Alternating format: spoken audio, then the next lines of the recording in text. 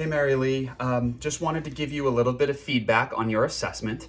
And I also, to start, just wanted to clarify the purpose of the assessment. And that's for me to look at some of the, broad general movement patterns and say, okay, we've got the green light to do these.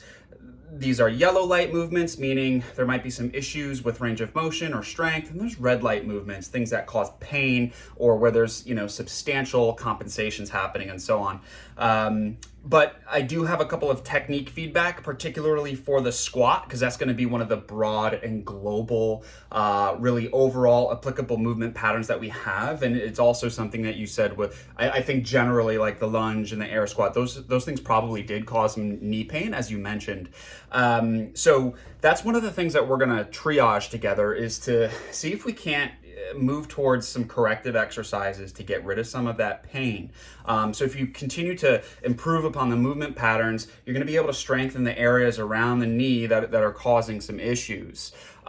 So I'm not going to overload you. I only have 2 movements with 1 to 2 pieces of feedback for each of them. Everything else looked pretty good. I was very happy with what I saw, and I'm going to continue to give you feedback as we progress and you see new and different movements. Now, for that squat, there's one thing that I really want you to focus on, and your squat actually looks really good. I'm very happy with it, so you should be proud of yourself on that.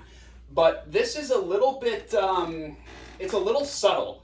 So what typically happens, and what you did to an extent, is you started to squat and the knees were very dominant, meaning that most of the movement was occurring through the knees. And that makes sense because it's sort of common sense. When you see a squat, you have to think, okay, I probably got to bend my knees, right? Well, that to an extent is true, but here's what I want you to change. Instead of loading the knees a lot, let's load the butt and hamstrings a little bit more. This way we can take some pressure off of the knee. Of course, we're not going to do anything that causes pain, but this is, regardless, something we'll use for the future when we experiment and retest the air squat. So instead of bending primarily at the knee, I want to imagine that there's a chair behind me, like this bench. Let's call it a bench. I want to imagine that I have a bench behind me. Now, if I were to get my butt to the bench, I'd have a hard time doing that if I bent just at the knees. So I want you to sit back as the knees bend. That way, you'd actually reach the bench. As the knees bend, you reach back with your butt. That doesn't mean that I do this. It just means as my knees are bending, my hip is also going back. Eventually, as you can see, that's going to load up these muscles in addition to the quads, taking less of the load, in the knees there. And then that'll also help you eventually get all the way down. It's very hard to get down in a squat. That's, it's all knees.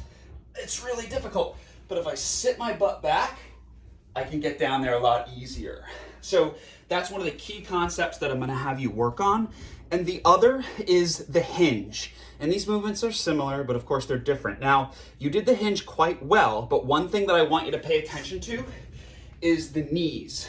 When you did your hinge, you kept your knees almost perfectly straight. And that's good for some things, but what I really want you to do is, when the hips go back, allow the knees to unlock a little bit, like this. So in this position, you see that they're not perfectly straight. This way, I'm loading my glutes and hamstrings, but I can actually get a bit closer to the floor so that eventually I can do something like a deadlift or a kettlebell swing or jumping. Those are all hinge-related movements, and I'm not going to do any of that with straight legs. Think of it this way. If I was going to ask you to jump as far as you can, you probably wouldn't keep your legs straight as you hinged to jump up. What would you do? You would hinge, but also bend the knees, right? So hopefully that helps make it click. So instead of this, where the knees are straight, just think butt back, slight bend in the knees, all right? And your goal is to keep your torso in a tabletop position, meaning the more it rounds, the more likely there's to have some bad stuff happen. But that's basically it for right now. Tomorrow, once I finish designing phase 1 of your program, I'm gonna text you and let you know. And I'll also be sending you a video on what to expect. Okay, so excited for you to get started. Talk to you soon.